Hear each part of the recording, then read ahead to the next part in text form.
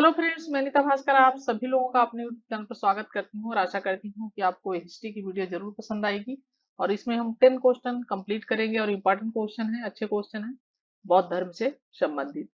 तो चलिए शुरू करते हैं। और वीडियो पसंद आए तो लाइक शेयर कमेंट करना मत भूलिएगा। जरूर लाइक करें, कमेंट करें, शेयर करें लोगों में, जिससे दूसरे लोगों को भी इसका लाभ मिल सके। यूसी नेट की तैयारी कर रहे हैं, टीसीएस की परीक्षा आने वाली है, टीसीएस की परीक्षा की तैयारी कर रहे हैं, सभी एग्जाम के लिए वेरी इंपॉर्टेंट क्वेश्चन बौद्ध धर्म से संबंधित। और अगर आप चैनल पे नए हैं तो चैनल को सब्सक्राइब करना बिल्कुल भी ना भूलें और बेल आइकन जरूर प्रेस कर लें, जिससे नई वीडियो की नोटिफिकेशन भी आपको मिलती रहे। चलिए फर्स्ट क्वेश्चन पे चलते हैं। और फर्स्ट क्वेश्चन है, बौद्ध धर्म में दीपक की लौ जो बुझने से पहले अन्य दीपकों को जलाती है कि उपमा का प्रयोग क्या समझने के लिए किया जाता है। ठीक है।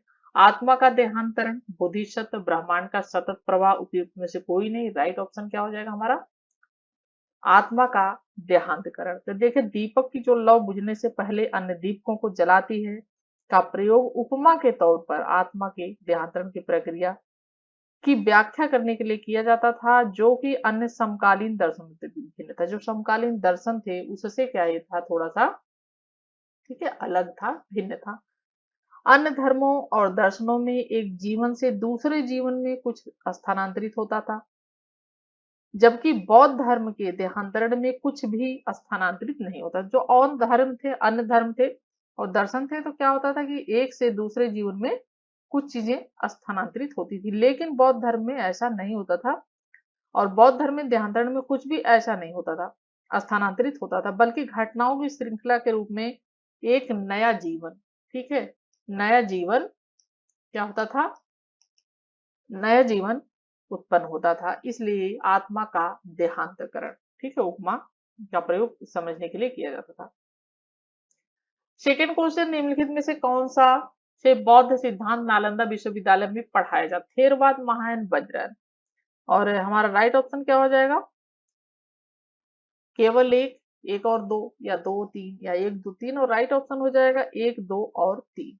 ठीक है। क्या कहा है कि नालंदा विश्वविद्यालय में पढ़ाया जाता था बौद्ध धर्म सिद्धांत। तो देखिए, नालंदा विश्वविद्यालय उन प्रसिद्ध प्राचीन विश्वविद्यालय में से एक है जिसने दक्षिण पूर्व देश, चीन आदि के सभी भागों के लोगों को क्या है आकर्षित किया, क्योंकि नालंदा में ही वहां पे पढ़ने लोग आते थे। ठीक है। देखिए, थेरवाद और नालंदा विश्वविद्यालय में छात्रों के लिए कठोर प्रवेश परीक्षा के आधार पर ही बौद्ध सिद्धांत के 3 रूप पढ़ाए जाते थे। यानी उन्हें वहां पे उस समय की बात कर रहे हैं, और उस समय जब बौद्ध धर्म की शुरुआत, वो जो है शुरुआत हुई थी, और उस समय बौद्ध धर्म का इतना प्रचार प्रसार हुआ था, और नालंदा विश्वविद्यालय में उस समय प्रवेश परीक्षा के आधार पर जाके उनका वहां पे सिलेक्शन होता था और वहां पे लोग पढ़ते थे। तो उन्हें 3 रूपों में वो पढ़ाया जाता था। थेरवाद, जो बुजुर्गों द्वारा प्रदत्त सिद्धांतों पर आधारित एक बौद्ध धर्म का ही संप्रदाय था, थेरवाद। ठीक है। जो त्रिपिटकों से अपनी आध्यात्मिक प्रेरणा प्राप्त करता था। दूसरी चीज है, ये पहला थेरवाद। दूसरा है महायान। महायान, इसे महान वाहन के रूप में भी जाना जाता है। क्या कहा जाता है इसे? महान वाहन। ठीक है, वाहन। तो महान वाहन के रूप में जाना जाता है। और महायानी बुद्ध की मूल शिक्षा में कोई व्याख्या परिवर्तन किए बिना विश्वास करते थे, जो महायान शाखा के लोग थे। ठीक है। और ये कोई भी परिवर्तन करना नहीं चाहते थे। वज्रयान, इन्होंने बोधिसत्व के साथ तारा का समावेश करके बौद्ध धर्म का तांत्रिकीकरण कर दिया। ठीक है। ये क्वेश्चन कई बार पूछा जाता है तारा से संबंधित। ठीक है। तो इन्होंने बोधिसत्व के साथ तारा का समावेश करके बौद्ध धर्म का क्या किया? तांत्रिकीकरण कर दिया, वज्रयान। ठीक है। राइट ऑप्शन डी, एक दो तीन, तीनों ही चीजें पढ़ाई जाती थी। थर्ड थर्ड क्वेश्चन है, छठी शताब्दी ईस्वी के आसपास भारत में व्याप्त तांत्रिकवाद तंत्रवाद के संदर्भ में निम्नलिखित कथनों पर विचार कीजिए। इसने महिलाओं और शूद्रों तथा दोनों को अपने वर्ग में सम्मिलित किया। इसका आविर्भाव समाज कल्याण में मूल निवासियों को बड़ी संख्या में सम्मिलित किए जाने के परिणाम स्वरूप हुआ। तीसरा है, बौद्ध धर्म के अनुयायियों में प्रचलित हो गया था, किंतु जैन धर्म में नहीं। ठीक है। और इसका राइट ऑप्शन क्या हो जाएगा?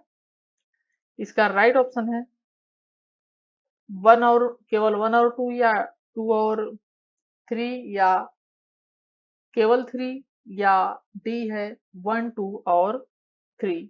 और इसका राइट ऑप्शन हो जाएगा ऑप्शन ए 1 और 2। ठीक है, यानी इसने महिलाओं तथा शूद्रों को अपने वर्ग में सम्मिलित किया। इसका आविर्भाव ब्राह्मण समाज में मूल निवासियों को बड़ी संख्या में सम्मिलित किए जाने के परिणाम स्वरूप हुआ था। ठीक है, इसका कैसे उद्भव हुआ था? ब्राह्मण समाज में मूल निवासियों को बड़ी संख्या में सम्मिलित किए जाने के परिणाम स्वरूप।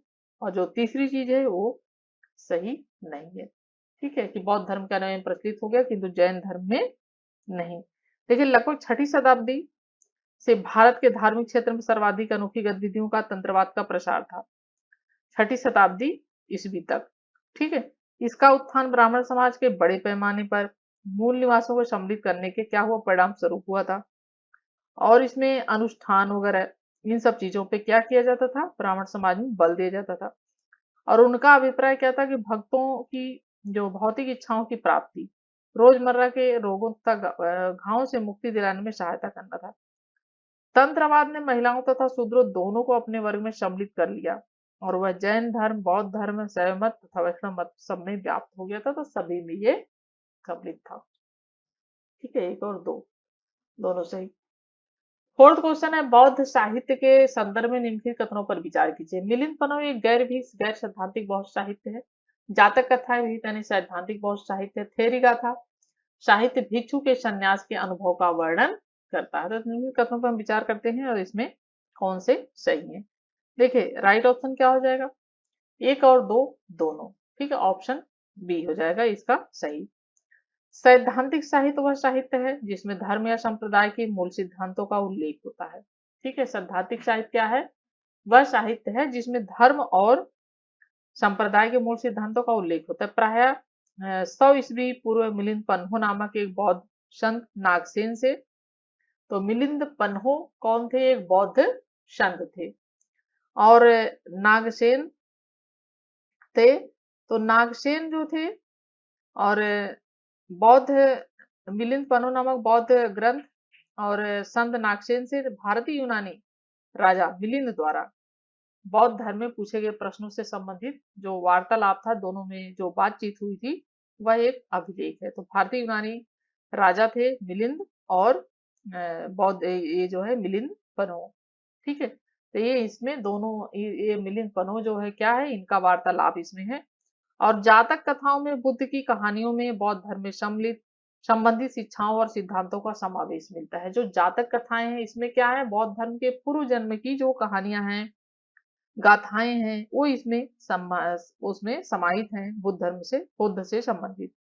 ठीक है, और इनका समावेश है और यह सैद्धांतिक है और यह सुत्त पिटक का अंश है। जातक कथाएं किसका अंश है? ये सुत्त पिटक का। ठीक है, सुत्त पिटक का अंश है। उसके बाद देखिए, थेरी गाथा।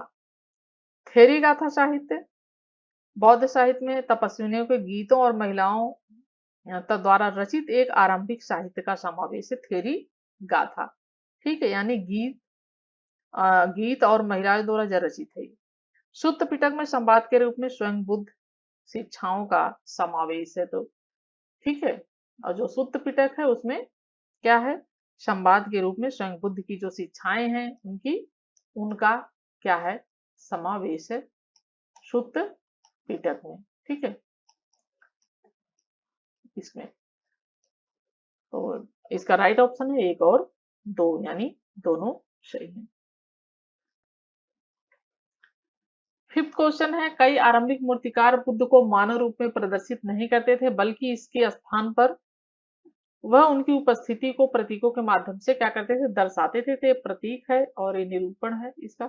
तो स्तूप स्थान की बजाय ये ध्यान होगा, ध्यान। ठीक है, ध्यान है ये।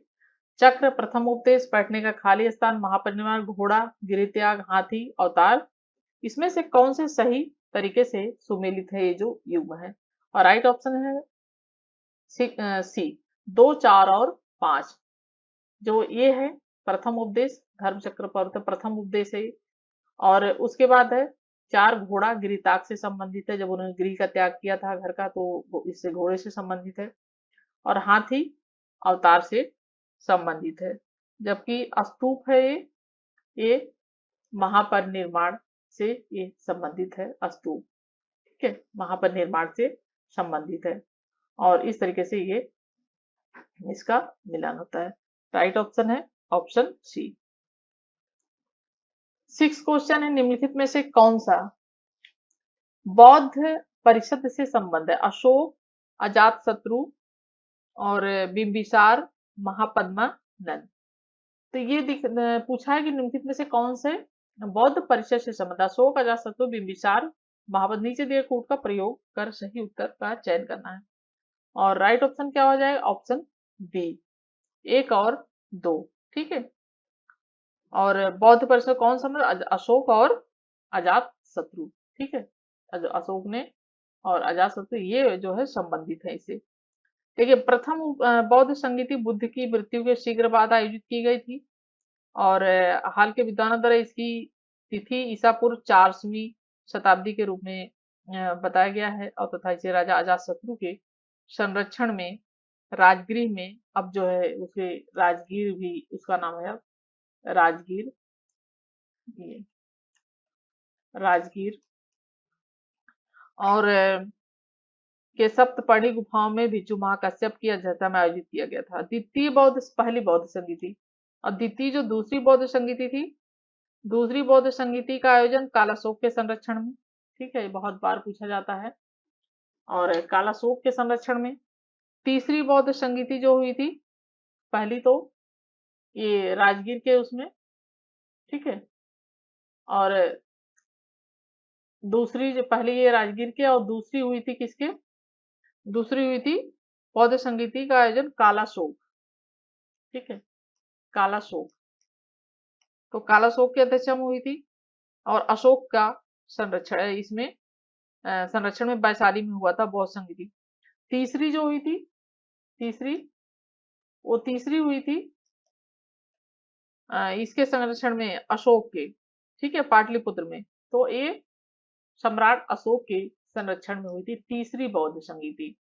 और जो चौथी हुई थी वो कनिष्क के शासन काल में हुई थी, कश्मीर के कुंडल वन में और कनिष्क के संरक्षण में हुई थी चौथी। ठीक है, कनिष्क के संरक्षण में। एक बार मैं फिर से बता देती हूँ। तो पहली जो हुई थी वो किसके शासनकाल में हुई थी? पहली, ठीक है, पहली संगीति जो हुई थी वो हुई थी उनके बुद्ध की मृत्यु के बाद हुई थी अजातशत्रु के शासनकाल में। दूसरी हुई थी ये कालाशोक के संरक्षण में। तीसरी हुई थी पाटलिपुत्र में अशोक के संरक्षण में और दूसरी वैशाली बिहार में हुई थी और तीसरी पाटलिपुत्र अशोक के संरक्षण। चौथी हुई थी कश्मीर के कुंडल वन में कनिष्क के संरक्षण में। ठीक है, तो राइट ऑप्शन है 1 और 2, अशोक और अजातशत्रु। ठीक है, तीसरी चौथी भी मैंने बता दी है, नोट कर जरूर। 7वां क्वेश्चन है, बुद्ध की मृत्यु के संबंध में निम्नलिखित विशेषताओं पर विचार कीजिए। घुघराले बाल, लंबे कान, उभरी हुई आंखें। उपयुक्त विशेषताएं निम्नलिखित में से किस कला शैली का वर्णन करती हैं? मथुरा शैली, अमरावती शैली, गंधार शैली या सारनाथ शैली। और राइट ऑप्शन है ऑप्शन सी, गंधार शैली। ठीक है, गंधार कला का विकास हुआ था कनिष्क के शासन काल में और इसका विकास हुआ था और गंधार कला शैली से ये इसमें विकसित हुई थी क्योंकि उसके बाद मूर्तियां इनकी बनाई जाने लगी थी।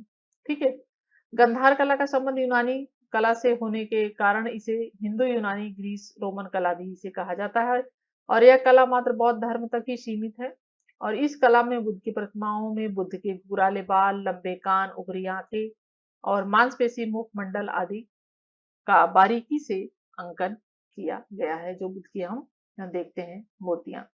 तो ये गंधार शैली। ठीक है, 8 क्वेश्चन है, बौद्ध धर्म में की जाने वाली उपासना की पद्धतियों के संदर्भ में निम्नलिखित कथनों पर विचार कीजिए। वे प्रतीकों के माध्यम से पूजा करने में विश्वास करते थे। उन्होंने देवी पूजा निषिद्ध कर दी थी। उन्होंने कभी मूर्ति पूजा नहीं की। और 8 क्वेश्चन का जो हमारा राइट ऑप्शन है वो क्या हो जाएगा? ऑप्शन सी, केवल 1। ठीक है, केवल 1। बौद्ध धर्म में की जाने वाली उपासना की पद्धतियों के संदर्भ में लिखे कथनों पर विचार करना है और केवल उन प्रतीकों के माध्यम से पूजा करने में विश्वास करते थे। ठीक है, और उपयुक्त कथन में से कौन से सही है? तो राइट ऑप्शन हो जाएगा केवल 1 सही है।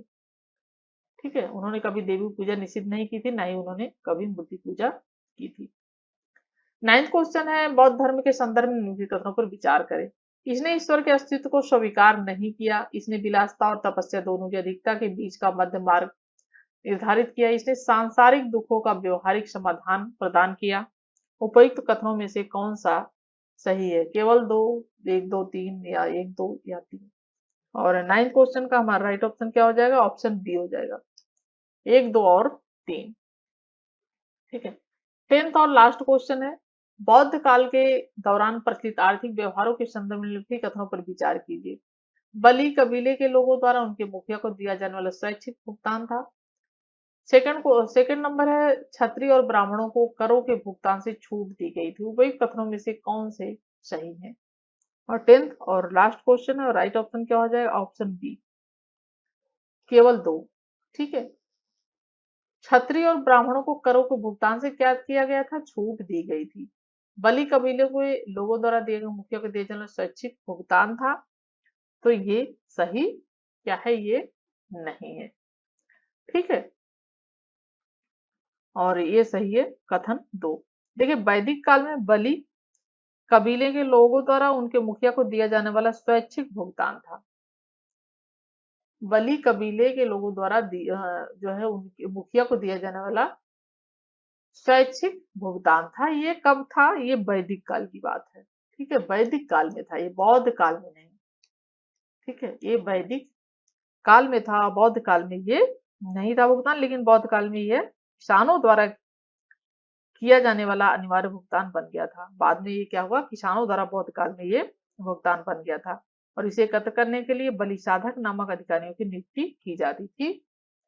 बलि साधक, ठीक है, बलि साधक नामक व्यक्तियों की नियुक्ति की जाती थी। तो राइट ऑप्शन है ऑप्शन टू। और आशा करते हैं वीडियो जरूर पसंद आई होगी। पसंद आए तो लाइक शेयर कमेंट करना ना भूलें। Thank you for watching video. Next video मिलते हैं।